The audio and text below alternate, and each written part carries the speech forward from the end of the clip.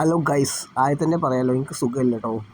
പക്ഷേ ഞാൻ ഡബ് ചെയ്യുന്നുണ്ട്, സൗണ്ടുകൾ നോക്കണ്ട, സൗണ്ടൊക്കെ പോയിരിക്കുകയാണ്, പനിയാണ് കേട്ടോ. അപ്പോൾ ആക്ച്വലി ഇത് കഴിഞ്ഞ വ്യാഴാഴ്ച നടന്ന ടീറ്റ് ഫൗണ്ടേഷൻ മുംബൈയിലുള്ള NGOയുടെ 8ാമത്തെ ആനിവേഴ്സറി ആയിരുന്നു. അന്ന് നടന്നിട്ടുള്ള ഒരു സെലിബ്രേഷൻസും കാര്യങ്ങളൊക്കെയാണ്, ഈവൻറ്റ്സ് ആയിരുന്നു കേട്ടോ. കംപ്ലീറ്റ് ഈവൻ്റ് ആയിരുന്നു. ഡാൻസ്, അത് solo dance, group dance, fashion show, പിന്നെ കുറേ അവാർഡ് ദാനങ്ങൾ, കുറേ സംഭവങ്ങളുണ്ടായിരുന്നു. ഓക്കെ, അപ്പോൾ അവരുടെ സ്റ്റേജും കാര്യങ്ങളൊക്കെയാണത്. സ്റ്റേജ് ഡെക്കറേഷനും കാര്യങ്ങളൊക്കെ ചെയ്ത സമയത്ത് ഞാൻ എത്തിയിട്ടുണ്ടായിരുന്നു കേട്ടോ. അപ്പോൾ ഇതൊക്കെ ഒന്ന് കാണിക്കാമെന്ന് വിചാരിച്ചു. ഞാൻ നേരത്തെ വന്നതുകൊണ്ടാണ് ഇതൊക്കെ കാണിക്കാൻ പറ്റിയത്, അല്ലെങ്കിൽ തിരക്കായി കഴിഞ്ഞൊന്നും കാണില്ല. ഇതൊക്കെ നല്ല രസമായിട്ട് എനിക്ക് തോന്നി കേട്ടോ. ഈ ശില്പങ്ങളൊക്കെ കണ്ടപ്പോൾ വെറൈറ്റി ആയിട്ട് തോന്നി. അപ്പോൾ ഇത് സത്യത്തിൽ മുംബൈ തന്നെയാണ്, മുംബൈയിലുള്ള ഇങ്ങനെ പ്രോഗ്രാംസൊക്കെ നടക്കുന്ന സ്ഥലത്ത് തന്നെയാണ് കേട്ടോ. ആളുകളൊന്നും എത്തി തുടങ്ങിയിട്ടുണ്ടായിരുന്നില്ല, പക്ഷേ സ്റ്റേജ് കാര്യങ്ങളൊക്കെ ഡെക്കറേറ്റ് ചെയ്യുമായിരുന്നു. അപ്പം ഞാൻ വിചാരിച്ചു സ്റ്റേജിലോട്ട് പോയിട്ട് ഒന്ന് കാണാം, അടുത്ത് എന്തൊക്കെ സംഭവങ്ങളൊക്കെ ഒന്ന് കാണാം. കാരണം ആദ്യമായിട്ടാണ് ഞാനിങ്ങനെ വിശാലമായൊരു സ്റ്റേജ് കാണുന്നത്, ഇങ്ങനത്തെ ഒരു സ്റ്റേഡിയം കാണുന്നത്. സ്റ്റേഡിയം എന്ന് പറയാൻ പറ്റില്ല, ആളൊഴിഞ്ഞൊരു സ്റ്റേഡിയം. അവിടെ കുറേ ആൾക്കാരൊക്കെ വന്നിട്ടുണ്ട് കേട്ടോ. കാരണം ഫുഡൊക്കെ പ്രിപ്പയർ ചെയ്യുന്ന കുറേ ആൾക്കാരൊക്കെ ഉണ്ട്. അപ്പോൾ അതുപോലെ പാട്ടിൻ്റെ സ്റ്റേജിൽ കയറിയപ്പോൾ ഞാൻ ആദ്യം തന്നെ കണ്ടത് എൻ്റെ ഫോട്ടോ ആണ് ഗൈസ്. കണ്ടോ, വലതുവശത്ത് ഞാൻ നിൽക്കുന്നത് കണ്ടപ്പോൾ ഭയങ്കര രോമാഞ്ചം കേട്ടോ. കാരണം അവർ ബാനർ കൊടുത്തേക്കുന്നത് ഞങ്ങൾ ഗ്രൂപ്പ് ഫോട്ടോ ആയിരുന്നു പണ്ട് എടുത്തിട്ടുണ്ടായിരുന്നത്. കാരണം ഞാൻ NGOയിലുള്ള ആളായതുകൊണ്ട് നമ്മളെല്ലാവരും അതിൽ ഉൾപ്പെട്ടിട്ടുണ്ടായിരുന്നു. അപ്പം അത് കണ്ടപ്പോൾ ഭയങ്കര രോമാഞ്ചം, കുളിരി. അപ്പം ഞാൻ സ്റ്റേജിൽ കയറിയിട്ട് ഇങ്ങനെ വ്യൂ കാണിച്ചില്ല കേട്ടോ. സത്യം പറഞ്ഞാൽ നല്ല അടിപൊളി വ്യൂ ആണ് ഇവിടെ നോക്കുമ്പോൾ, ഇങ്ങനെ കാണുമ്പോൾ. കാരണം ഞാൻ ഇങ്ങനെ കുറേയൊക്കെ നടന്ന് നോക്കിയിട്ടോ, റാമ്പ് വാക്കും കാര്യങ്ങളൊക്കെ ഞാൻ വെറുതെ ഇങ്ങനെ ചെയ്ത് നോക്കി. കാരണം ആളില്ലല്ലോ, ഇപ്പോഴത് ചെയ്യാൻ പറ്റുള്ളൂ. ആൾ കയറി കഴിഞ്ഞാൽ നമുക്ക് ചെയ്യാൻ പറ്റില്ലല്ലോ. അപ്പോൾ ഞാൻ വെറുതെ ഇങ്ങനെ അങ്ങോട്ട് തിരിഞ്ഞ് ഇങ്ങോട്ട് തിരിഞ്ഞൊക്കെ. പിന്നെ റഷീദ് ഉണ്ടായിരുന്നു. റഷീദ് ട്വീറ്റിലെ മെമ്പറാണ്, അവിടുത്തെ സ്റ്റാഫ് ആണ് റഷീദ്. പുള്ളി തമ്പാക്ക് കഴിക്കണോണ്ട് പുള്ളി അധികം സംസാരിക്കൂല. പുള്ളി അമ്മാതിരി സാധനങ്ങളൊക്കെ കഴിക്കുന്നു, തമ്പാക്കൊക്കെ. അപ്പോൾ ആൾ ഭയങ്കര കോമഡിയൊക്കെയാണ് കേട്ടോ. അപ്പോൾ ഞാനിങ്ങനെ എന്താ പറയുക, മീശയൊക്കെ പിടിച്ചിങ്ങനെ ഇരിക്കുകയാണ്. ആരും കാണാത്തതുകൊണ്ട് എനിക്ക് കുറച്ച് ബോറടിയൊക്കെ ഉണ്ട്.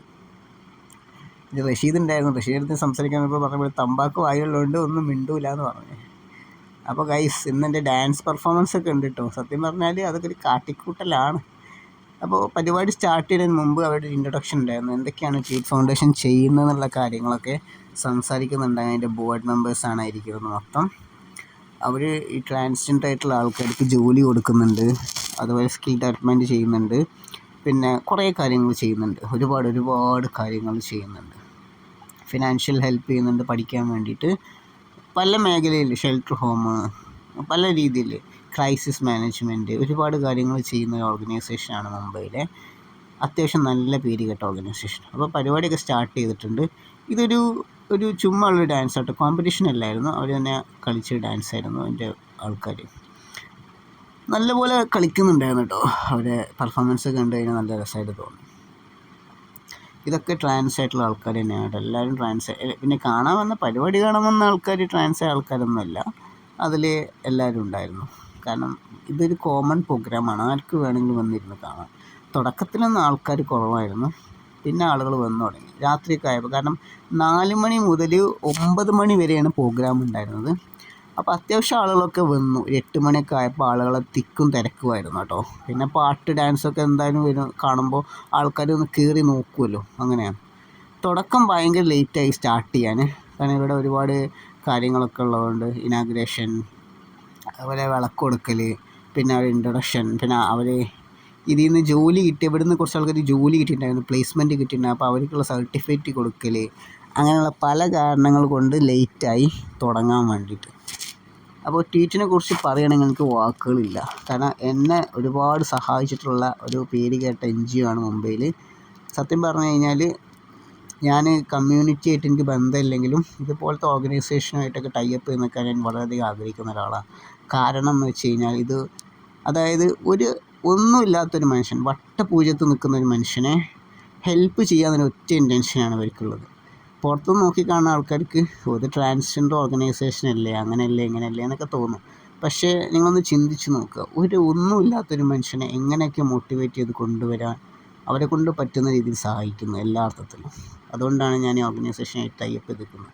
അവരുടെ ഓരോ കാര്യങ്ങളും ബെനിഫിറ്റാണ്. ഓരോ കാര്യങ്ങളും എന്തിനെക്കുറിച്ചും പഠിപ്പിക്കാനും അത് യൂസ്ഫുൾ ആക്കാനും അവർക്ക് താല്പര്യമാണ്. സത്യം പറഞ്ഞു കഴിഞ്ഞാൽ മുംബൈ പോലത്തെ സ്ഥലത്തൊന്നും ഗവൺമെൻറ് ഒട്ടും സപ്പോർട്ടല്ല, മഹാരാഷ്ട്ര ഗവൺമെൻറ് ഒന്നും ട്രാൻസ് സപ്പോർട്ടല്ല. എന്നിട്ട് പോലും അവർ ഡോണേഴ്സിനെ കണ്ടുപിടിച്ച് ഫണ്ട് റേസ് ചെയ്തിട്ട് ഓരോരോ യൂസ്ഫുൾ ആയിട്ടുള്ള കാര്യങ്ങൾ ചെയ്തുകൊണ്ടിരിക്കുകയാണ്. എന്തൊക്കെയാണ് വേണ്ടത് അതൊക്കെ ചെയ്യുന്നുണ്ട്. ഞാൻ ഇത്രയും നല്ലൊരു ഓർഗനൈസേഷൻ ഞാൻ വേറെ കണ്ടിട്ടില്ല ഇന്ത്യയിൽ.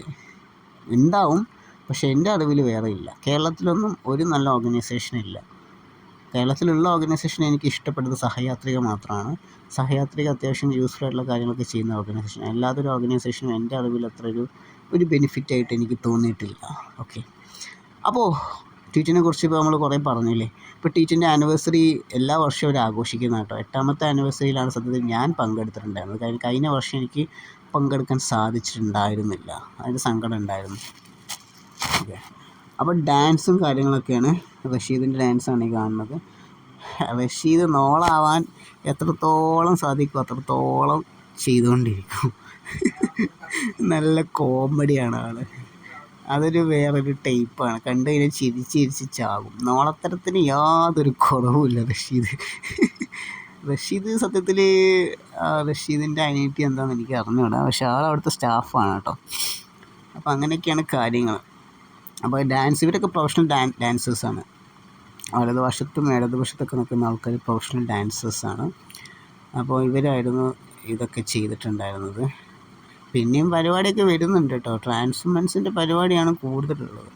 കാരണം പൊതുവെ ട്രാൻസ്മെൻ ആൾക്കാർ കുറവാണല്ലോ, വിസിബിലിറ്റി കുറവാണല്ലോ. പക്ഷേ ആ ഒറ്റൊരു കാരണം കൊണ്ടാണ് ഞാൻ ഇവരെ ഡാൻസിന് പങ്കെടുത്തത്, വിസിബിലിറ്റിക്ക് വേണ്ടിയിട്ട് മാത്രം, എൻ്റെ ഒരു കോൺട്രിബ്യൂഷൻ എന്ന് വെച്ചിട്ട്. പിന്നെ ഇത് അഭിനാമയമാണ് ഇതിൻ്റെ CEO, പിന്നെ ഫൗണ്ടർ എല്ലാം പറയാം. വേറെ ആൾക്കാരുണ്ട്. എന്നെ ഭയങ്കര കാര്യമാട്ടോ, എന്നെ ഭയങ്കര ഇഷ്ടമാണ്. എന്നെ അവർ തന്നെ അസോസിയേറ്റ് ചെയ്തിട്ടുള്ള US ബന്ധപ്പെട്ടുള്ള ഒരു ഓർഗനൈസേഷൻ്റെ ഡയറക്ടറൊക്കെ ആക്കിയിട്ടുണ്ട് ഇവർ.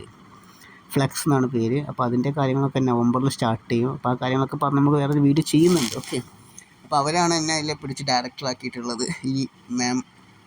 പിന്നെ ആ നിൽക്കുന്നതൊക്കെ ടീച്ചിൻ്റെ തന്നെ വേറെ ബോർഡ് മെമ്പേഴ്സ് ആട്ടോ. ഇവർ ട്രാൻസ്മേളനെ കുറിച്ചാണ് ഇപ്പോൾ സംസാരിക്കുന്നത്. അതായത് അടുത്ത മാസമാണ് ട്രാൻസ്മേള, ജൂൺ 18 വരുന്നുണ്ട്. എന്ന് വെച്ചാൽ ട്രാൻസ് ആൾക്കാർക്ക് ജോലി കൊടുക്കും അവർ. അത് ഡൽഹി വെച്ചിട്ടാണ് നടക്കുന്നത്. അപ്പോൾ നമുക്ക് നമ്മുടെ റെസ്യൂമും കൊണ്ട് പോവാം. എന്നിട്ട് ഒരുപാട് കോർപ്പറേറ്റ്സ് കമ്പനികളും ഒരുപാട് ഓർഗനൈസേഷൻസൊക്കെ കാണും. നമ്മളെ റെസ്യൂം അനുസരിച്ച് അവർ നമുക്ക് ജോലി തരും. ട്രാൻസ്ജെൻഡേഴ്സിന് മാത്രമേ ഉള്ളൂ കേട്ടോ, വേറെ ആർക്കും ഇല്ലേ. അപ്പോൾ ക്വാളിഫിക്കേഷൻ സ്കില്ലൊക്കെ അനുസരിച്ച് നമുക്ക് ജോലി തരും. സത്യം പറഞ്ഞാൽ എനിക്ക് കിട്ടിയ ജോലി അതൊക്കെ ഞാനിപ്പോൾ വർക്ക് ചെയ്തുകൊണ്ടിരിക്കുന്നതൊക്കെ ഞാൻ എൻ്റെ റെസ്യൂം ഇങ്ങനെ ഷെയർ ചെയ്തിട്ട് ആണ് എനിക്ക് ഈ വകയാണ് ജോലി കിട്ടിയത് കേട്ടോ. HR ഞാനിപ്പോൾ HR വർക്ക് ചെയ്യുന്നത്. അതൊക്കെ ഇവരുടെ ഒരു സഹായം ഉണ്ടായിട്ടുണ്ടായിരുന്നു. അപ്പോൾ അവരങ്ങനെ അവാർഡൊക്കെ കൊടുക്കും. ഇത് ലളിത് ഹോട്ടലിൻ്റെ മാനേജറാണ് നിൽക്കുന്നത്. അവർ ട്രാൻസ്വുമൺ തന്നെയാണ്. അവിടെ 3 മാസത്തെ ട്രെയിനിങ് കഴിഞ്ഞ ട്രാൻസ് ആയിട്ടുള്ള ആൾക്കാർക്ക് അവർ അവിടെ ജോലി പ്ലേസ്മെൻറ്റ് കൊടുക്കുന്നുണ്ട്. റിസപ്ഷനിസ്റ്റായിട്ടും മറ്റുള്ള സ്റ്റാഫുകളായിട്ടും. അപ്പോൾ അതിൻ്റെ പ്ലേസ്മെൻറ്റ് കാര്യങ്ങളൊക്കെയാണ് പറഞ്ഞുകൊണ്ടിരിക്കുന്നത്. സർട്ടിഫിക്കറ്റ് കൊടുക്കുന്നുണ്ട്. അപ്പോൾ ഞാൻ പറഞ്ഞല്ലോ, ഭയങ്കര യൂസ്ഫുൾ ആയിട്ടുള്ള ഓർഗനൈസേഷനാണ്. നമ്മൾ യാതൊരുവിധ വേറെ ഒന്നുമില്ല ഇവിടെ ബെനിഫിറ്റ് എത്രത്തോളം എല്ലാവരും സഹായിക്കാൻ പറ്റും അതാണ് ഉദ്ദേശിക്കുന്നത്. പിന്നെ ഫാഷൻ ഷോ കാര്യങ്ങളൊക്കെ സ്റ്റാർട്ട് ചെയ്തു. ഇതെൻ്റെ ഫ്രണ്ടാണ് ശിവാനി കേട്ടോ. പിന്നെ കുറേ ആൾക്കാർ ഫാഷൻ ഷോ ട്രാൻസ്മെൻസ് ആയിരുന്നു കൂടുതലുണ്ടായിരുന്നത്. ഫാഷൻ ഷോയിൽ പിന്നെ ട്രാൻസ്മെൻസ് കഴിഞ്ഞാൽ പിന്നെ വേറെ ആരും പറയണ്ട, അവരെ ഉണ്ടാവുള്ളൂ. അവർ കളിക്കുന്ന അത്ര നമുക്കായിരിക്കും കളിക്കാൻ പറ്റില്ല ഫാഷൻ ഷോ. ട്രാൻസ്മെൻ ആൾക്കാരെ ഫാഷൻ ഷോ ഉണ്ട് കേട്ടോ. ആ പോകുന്ന കൽപേഷാണ്, എൻ്റെ ഫ്രണ്ടാണ് കൽപേഷ് ഫാഷൻ ഷോ ഭയങ്കര ഇഷ്ടമാണ്. പുള്ളി അതിനെ നിൽക്കുള്ളൂ. കൽപേഷ് ടീച്ചിൻ്റെ കോർഡിനേറ്ററും കൂടിയാണ്. ടീച്ച് ഫൗണ്ടേഷൻ്റെ കോർഡിനേറ്ററായിട്ട് വർക്ക് ചെയ്യുന്ന ആളും കൂടിയാണ്. എൻ്റെ ഒരു ക്ലോസ് ബഡ്ഡിങ് കൂടിയാണ് കേട്ടോ. അപ്പം ഇതൊക്കെയാണ് കാര്യങ്ങൾ. ട്രാൻസ്മെൻ ആൾക്കാർ ഫാഷൻ ഷോയിൽ 5-6 പേരെ പങ്കെടുത്തിട്ടുണ്ടായിരുന്നുള്ളൂ. എല്ലാവരും ഒന്നും എനിക്ക് ഷൂട്ട് ചെയ്യാൻ പറ്റിയില്ല, കാരണം എൻ്റെ ഫോണിൽ ചാർജ് കുറവായതുകൊണ്ട് മിനിമം കുറച്ച് ആൾക്കാർക്ക് മാത്രമേ എനിക്ക് എടുക്കാൻ സാധിച്ചിട്ടുണ്ടായിരുന്നുള്ളൂ. അത് എടുത്തിട്ടുമുണ്ട്. ആ പോകുന്നത് ഡോക്ടർ സമീറാണ്, ട്രാൻസ്മെൻ്റാണ്, കൗൺസിലറാണ്, ടീച്ചിൻ്റെ കൗൺസിലറാണ്. ആൾ എൻ്റെ ഒരു സുഹൃത്തുമാണ്. പിന്നെ ഈ പറഞ്ഞ ഫ്ലെക്സിൻ്റെ ഡൽഹി ബോർഡിലുള്ള ആളും കൂടിയാണ്. ഞാൻ മുംബൈ ബോർഡാണ്. ഞങ്ങൾ ഒന്നിച്ചൊക്കെയാണ് ഇനി വർക്ക് ചെയ്യാൻ പോകുന്നത്.